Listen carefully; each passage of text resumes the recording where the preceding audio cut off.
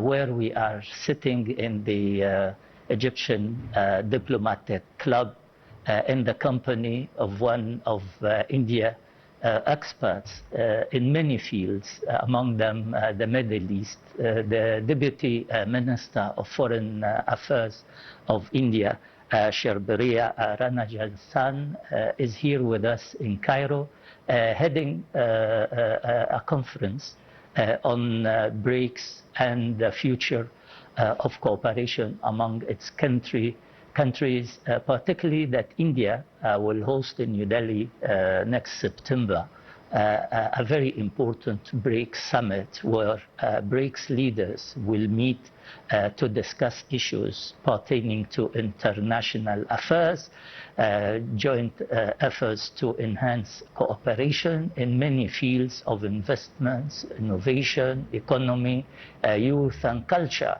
And nobody able to talk to us further about this very important summit, which she inaugurated with a very illuminating speech a couple of minutes ago, than the Deputy Foreign Minister of External Affairs of India, Mrs. Sripriya Ranganathan. Madam, welcome to Cairo, and thank you very much for choosing Cairo to be your first visit after your nomination as Deputy Foreign Minister. Excellency, your speech this morning in the inauguration session of India-Egypt BRICS conference was very important, as it tackled on many areas, not only of cooperation between BRICS countries, but you went to illuminate also and shed lights on India's role in the Middle East, particularly in relations to the most important issue, which is the Palestinian cause, and how India was the first non-Arab countries that recognized Palestine, and your support to UNRWA is also recognized. But let me start with the meaning of choosing Egypt, and for that we owe you a thanks as your first visit abroad. But among the many questions I will raise is your very important tour to the region, starting with Egypt, Palestine, and Lebanon. Your Excellency, please just let us know, what do you think about this visit? Thank you so much, Ambassador Higazi. It is truly a pleasure and a privilege to be part of this conversation today within the framework of the Nile Oracle show that you do. I love the name, by the way. It is, I think, something which is very, very evocative of all that we know about Egypt's ancient history and civilization. And in fact, it is with that curiosity and that fascination, which is something which has been part of my own personal interest and my own educational journey, really, that I feel very fortunate and blessed that I am able to pay this visit today, to begin my visit as in my new capacity of Secretary in the Ministry of External Affairs looking after this region, to be able to begin this tour with my visit to Cairo. I think it's very fitting given the contributions that Egypt has made to the world and the space that Egypt occupies in public consciousness as Dunya. And truly I feel that it is very, very fitting that I begin my innings in this role and in this in shepherding India's relationship with the very, very important countries of this region with this visit to Egypt, and to be able to listen, to share perspectives on what India and Egypt are already doing with each other, what more we can do with each other, what we are doing within the framework of BRICS. I was very happy to see from the session that we have just completed at the BRICS conference that you alluded to, that the perspective of the Egyptian BRICS Sherpa and the perspective of India are so much in alignment, and I think this is indicative of the kind of truly the alignment of views, the alignment of priorities, and how we can contribute to each other in this space. And very excited about what I will continue to discuss and learn in the conversations over the next 2 days that I am in Egypt, before I move on to Palestine and to Lebanon on later parts of this journey.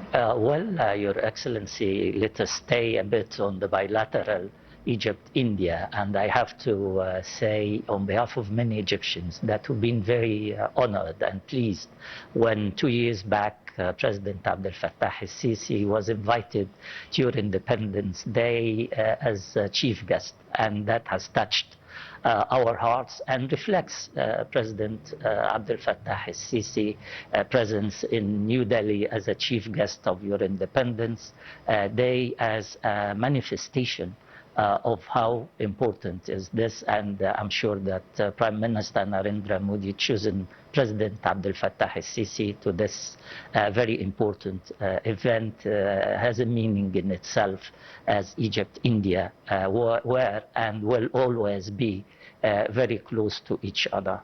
And now, Excellency, let me take you to this morning conference, which is a preparation to the summit conference in New Delhi. But I heard through the discussion of Tamer, our Sherpa also referred to the many meetings you had in India, and how all ministers almost involved in preparing to such an important event. Can you shed light on those preparations and how important the BRICS summit is for India and for the BRICS country and for the world community? Absolutely, Ambassador. We took over the BRICS presidency early this year, and we have in the course of the year had a steady stream of engagements with our partners in the BRICS community to develop our agenda across different verticals, whether it is environment, whether it is the finance ministries, which came together, I think it was just last month, along with the regulators to discuss what needs to be done in terms of keeping a robust financial institution and global engagement going, whether it is on energy and climate change, whether it is on education, tourism, women's development, women's livelihood, culture. I think all these areas and more have been reflected upon in the course of the past 9 months that we have been, 8 months that we have been in the chair of BRICS.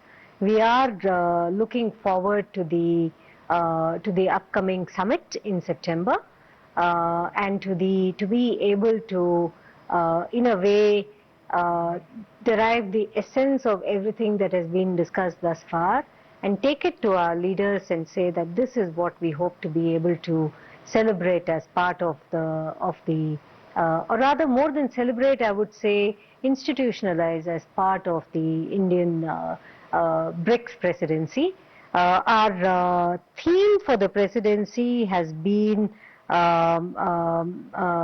it's very beautifully done actually, building resilience, inclusion, cooperation, and innovation and sustainability. I think that is how we have framed the theme for our presidency. And I want to say, Ambassador, how we have appreciated the participation, the active participation and the contributions of the Egyptian delegations in each of these meetings and each of these conferences. It has helped us to enrich the discussions, bringing in a leader of the region, bringing in the voice of those that Egypt understands very well, and that is, of course, the countries of Africa, the countries of the Middle East. I think also it's important to emphasize here, Ambassador, that we have been feeling very strongly that the voice of the global South needs to be heard very strongly in meetings such as this, in forums such as this. We were very clear at the time that we held the presidency of the G20 back in 2023, that what we were hearing as the priorities and perspectives and aspirations of the countries of the global South needs to be incorporated in the agenda and the outcomes of the G20 conversations, and I think we were successful in doing that. We had also organized a summit of the Voice of the Global South, and we were able to take the thoughts that were emerging from that to inform our G20 presidency, and we have taken that thought process forward, and we have allowed that to, in a way, come into the consciousness of our BRICS presidency as well. So we see this as being a very, very important point that we are at the moment, to be able to use these forums to sharply focus the attention of all of us in the region and the world on the very contemporary challenges that we face today, and the aspirations that we need to live up to: energy security, food security, maritime security, safeguarding the maritime commons, improving sustainable development, enhancing the capacity of our youth to be able to contribute to the nation, providing education where it is most fitting and needed, leveraging technology without allowing technology to become in a way out of control. I think AI is something that we have to come to terms with. That is why also, Excellency, the AI Impact Summit that India organized in New Delhi, February this year, we thought that it was very important that the voices and the perspectives of countries around the world need to feed into the rules that are being shaped around the world to deal with, or rather to harness the power of this incredible technology. I think these are all very, very important facets that we have to thank you very much, Your Excellency. You answered my next question, but I will pose it to you. Maybe there is certain areas that we can maybe cover in regards on the role of BRICS to maybe help in containing the disarray international relations, where the standoff in the Strait of Hormuz is affecting us all. How can BRICS send the message, do diplomacy, act effectively to bring the parties to the conflict to their sense and understand, as you said in your very illuminating speech, that we all condemn the attacks on vessels, on the maritime routes, in intervening in the space where we all use for many years, and definitely this message can be transcended to the warring parties to understand how important free navigation, how important free supply of energy and food chains to our respective countries, and how interrelated and interlinked that we can find and establish between our national security interests, not only in India or in the Middle East, but regional-wise and world-wise as well. Absolutely, absolutely, Ambassador. The unfolding conflict in West Asia has been one that we have been watching in India with the deepest concern. I think you would be aware, having served also in India, Excellency, how deeply interwoven our economies are with the countries of the West Asian region. We are sourcing a very large proportion of our energy imports from the Gulf. We are similarly sourcing a lot of our fertilizer requirements from the countries of West Asia.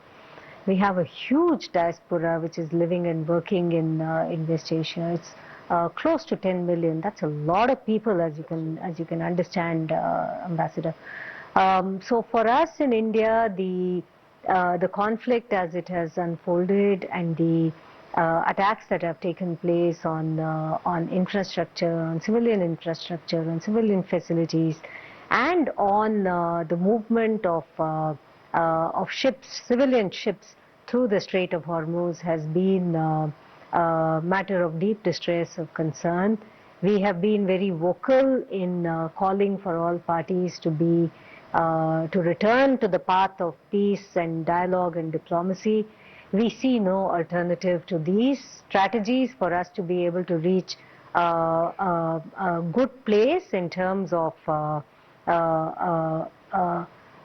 restoring peace and normalcy in the region. I would say that over the past few weeks we have seen a pause. We are hoping that that pause becomes a permanent halt to the tensions, and the countries of the region are able to go back to normal economic life, to normal economic activities. The people can go about the normal business and do not have to worry about where the next attack and where the next interruption is going to come from. We owe it to our people, we owe it to the people of the region, we owe it to the people of the world. We have been also, and I must reiterate this at this point, Excellency, we have been very concerned about the implications for the global maritime commons. The freedom of navigation in international waters is a long-standing principle. This is something that we have been advocating, expressing. You would know that a lot of the seafarers around the world who are working on the international merchant ships are Indians, and their safety and welfare is of the utmost priority to the Government of India, and we need for all countries of the world to come together to understand this reality and to work towards that. We are hopeful that through the conversations that we have also been able to enable within the BRICS framework, that some of these ideas will be disseminated back into their capitals and will inform the conversations that must take place between the parties concerned. Excellency, thank you very much for this highlight, and I'm sure BRICS can play a very important role not only in pacifying the standoff between Iran and the United States and the situation in the Strait of Hormuz and the passageway, but in many other issues. Your current visit to the region is of a fundamental meanings. One is that India has always been a country that adheres to its principles, and you will visit Palestine and you will visit also Lebanon. And this is an important engagement from your part, because you have chosen this part of the world, starting with Egypt, Palestine and Lebanon for your first tour. After 3 years, maybe you are the highest ranking officer who visits our region. And I hope to see India has always been around us and nearby the Middle East, helping the way out of this dilemma. What is the nature of your talks, and what is the background also of India support to the Middle Eastern issue, particularly the Palestinian cause? Ambassador, you have touched upon a very, very important matter, and something which is very dear to our hearts. I was very, how should I say, I was determined that I would begin my innings in this, once this charge was given to me, with this visit to Egypt and Palestine and Lebanon, because of my clarity of thought that this deserved more attention. This deserved not only more attention but also more visible engagement. The relationship between India and Egypt, you need no reinterpretation, Ambassador. You have been deeply enmeshed in that and in that relationship and in building that relationship. So you know just how strong it is and how vibrant it is and how much promise it has for the future as well. When it comes to Palestine, Excellency, again, I think it is important for us to remind our partners around the world that our approach and our relationship with Palestine has remained unchanged. It is of very long standing, and it is a relationship that is based on friendship. It is a relationship that is based on principle.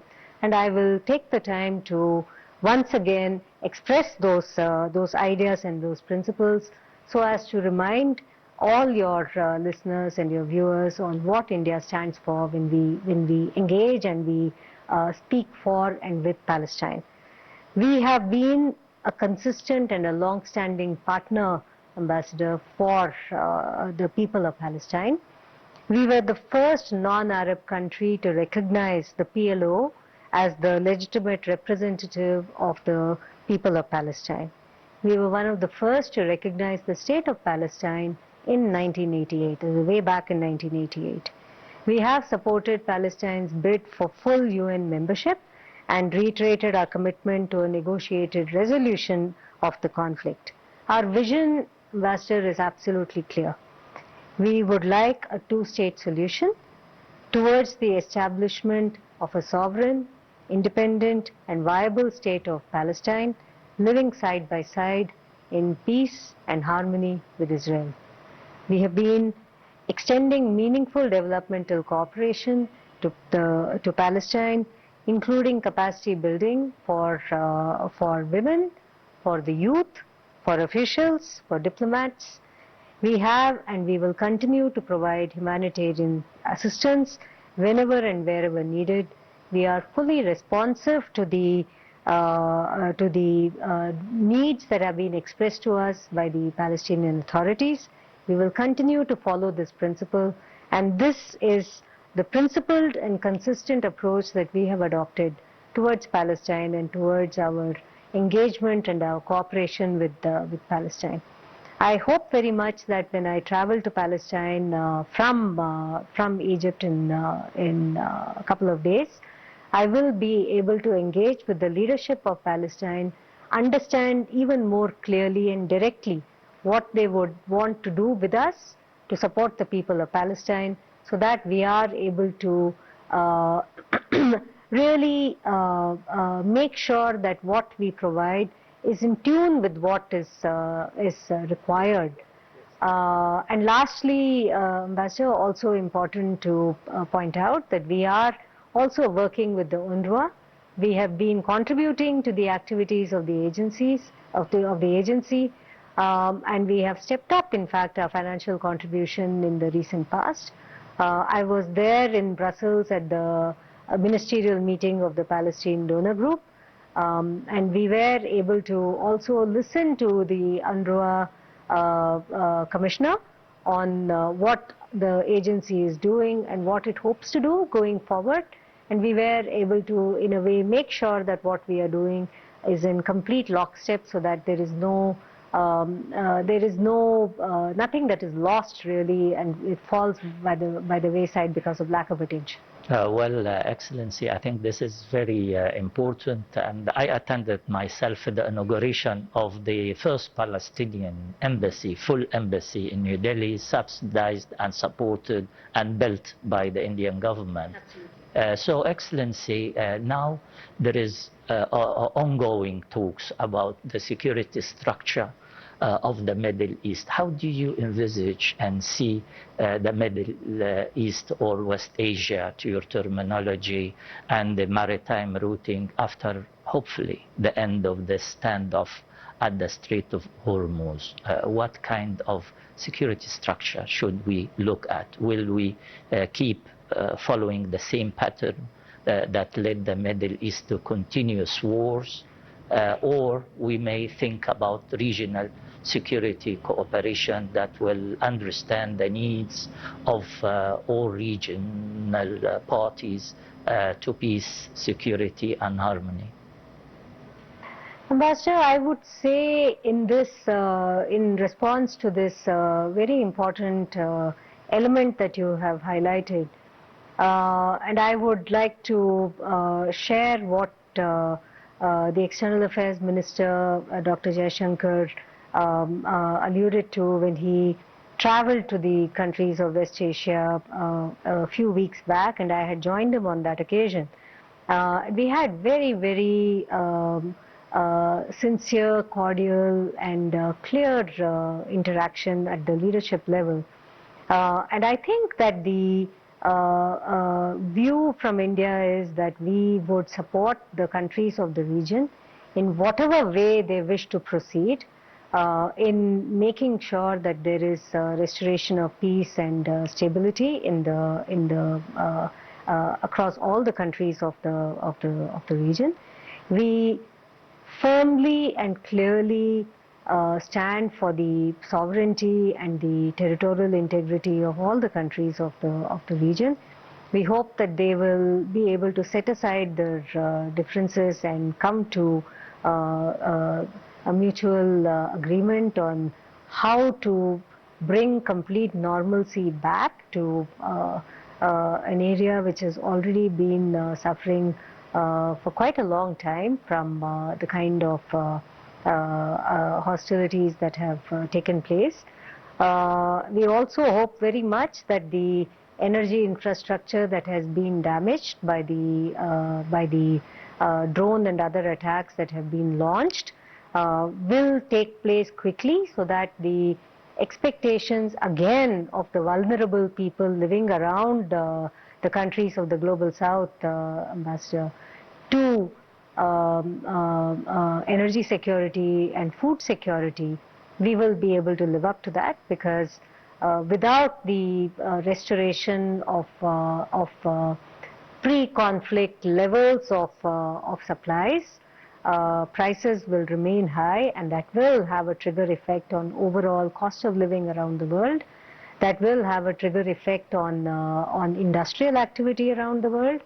It will have an effect on agricultural output around the world, all of which are prices that will be borne by the common man, and that is something that we would not like to see. Excellency, India has a very important ties with Africa, and Africa-India summit was always a hope for many African countries who wanted to do more in regards to relations. We in Egypt is hosting in Al Alamein in October a sort of an African Davos where all African economic and investment minds will meet together in Al Alamein, and we hope to see India participating.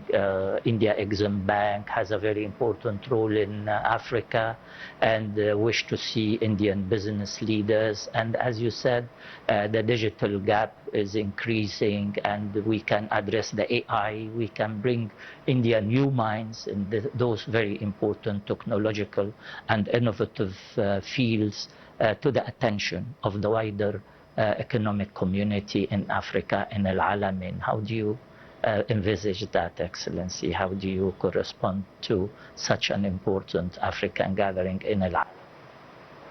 First of all, may I congratulate Egypt for having taken this decision to organize this very timely and important conference, Ambassador. I think it is a tribute to the vision and the stewardship of your leadership, that you should be thinking in terms of organizing, as you put it, an African Davos in Lalame. I would only like to say, Ambassador, that India considers its relationship with the countries of Africa to be absolutely priceless. You would be aware that we had, during our chairmanship of the G20 in 2023, worked for and celebrated the entry of the African Union as a permanent member of the G20. And that was again done very consciously because we felt that it is important for the African economies to also be part of the conversation and the discussions when a grouping such as G20 deliberates on the challenges that the world's economies face. And we have since been working at a bilateral level with all of our partners in Africa to further strengthen, rebuild, reinforce our relationship, take them across all elements of that are possible. I think digital public infrastructure is just one. We have also been deeply engaged in our development cooperation partnership. There is a lot that we are doing with individual countries in terms of healthcare, in terms of education, in terms of finding meaningful projects that would, we call them small development projects that would, quick impact projects that would really touch the lives of the people at large. So we are, I mean, I am very excited to hear that you have taken the lead on this, and I hope we wish you all the very best for a successful conference. Whatever India can do to support you, I assure you that we will be there. Thank you very much, Ambassador. What is left to me is one question. Today, in the BRICS discussion, there is many aspects, but two aspects show the renovation, the new mood, the new attitude towards looking at the BRICS as a mechanism for world governance and regional cooperation, is that youth are very much active, and today I have met many young people invited by our side or the Indian embassy in Cairo, youth, and the second part is culture. Youth definitely is the flow for the future, is the subject to renewing our thoughts and ideas. Youth is important. Culture also, particularly that we are talking about civilizations that existed and will exist and cooperate and talk and dialogue. Egyptian civilization, Indian civilization, Chinese civilization, Russian presence and history in Europe, as well as the South African and their drive towards modern and historical Africa towards the future. How can we look at the BRICS as a tool, a mechanism to enhance civilizational talk, which definitely through culture can establish confidence and trust? Excellency, again, you have touched upon a point which is, I think, central to what we seek to do. The youth, the power of the youth, the energy of the youth, the aspirations of the youth, we need to find a way of taking them into our considerations and our calculations for the policies that we lay out for the future. Culture is one element of what we are framing within the BRICS conversation. Tourism is another, which is also, I would say, equally important, and education is the third, which is where the expectations of the youth and also our responsibility to empower them to be able to contribute and to build the nations of the future. I think these are three big pillars of BRICS that we are nurturing. Speaking on a bilateral plane, Ambassador, the kind of richness, the kind of the historic and civilizational depth that exists between India and Egypt, which has been driven by the interests of our young people in each other. There is a romance associated with even the word Egypt in India. Everybody in India, if you say that I am from Egypt, you will say, "Oh, can we talk to you? We know about the Nile. We know about your great civilization. We know about your great cities. We know about the pharaohs. So we know about the Sphinx. We know about the pyramids." So there is that enchantment about Egypt amongst the very young. And similarly, I believe that there is a lot of fascination with India, with Indian culture, with Indian heritage, with Indian movies, which we can celebrate and build upon. We need to be able to bring our youth together, enable them to travel more, to connect more, to discover more, because by doing so, I believe that we will be able to not only build the relationship of the future of 20 years, 30 years, 50 years down the road, when we will be even stronger partners than we are today, but also take seeds, take ideas, take thoughts, incorporate them in each other's thought processes, so that we are enriched, we bring that freshness and that vibrancy into whatever we are framing for our own nation and our own people, and by that make ourselves stronger. Well, this is very important and insightful messages, and I reciprocate, Excellency, that the same feeling from our side, from the bottom of our heart towards India, and I'm sure that Egypt and India are not only countries, but they are civilizations, and they both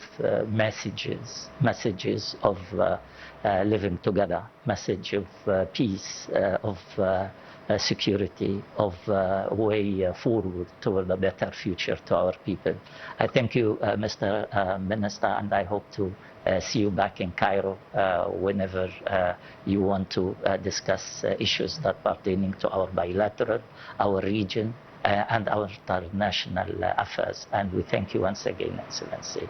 And ladies and gentlemen, this is what is left for me in Nile Oracle in this very important episode with Ambassador Sripriya Ranganathan, the Deputy Minister of External Affairs of the Republic of India. Thank you.